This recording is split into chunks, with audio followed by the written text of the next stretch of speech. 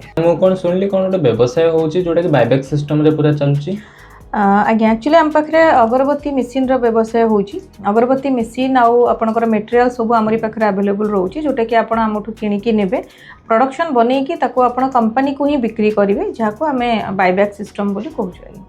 Okay ठीक अछि। केमती कोन व्यवसाय तला आरंभ करिवे? आम पाखे आप ऑफिस आसी पारंती। आम ऑफिस भुवनेश्वर बाणी विहार छकरे अच्छी मेट्रो हाउस रो 5 नंबर फ्लोर रे ऑफिस आसिकी आपण बुझाबुझी करेंगे।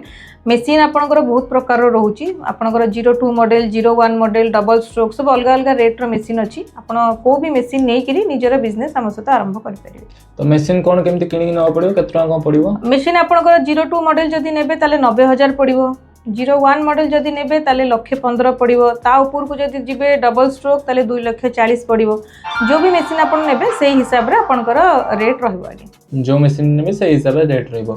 तापर जहां भी माल रहबो बनेकी सब आप जहां भी माल आपण बनांतु सब आपण हमकु ही बिक्री करिवे। मेसीन रो इंस्टॉलेशन और ट्रेनिंग कंपनी तरफ फ्री रहइबो। आपण प्रोडक्शन बनेकी सब हमकु ही बिक्री करिवे।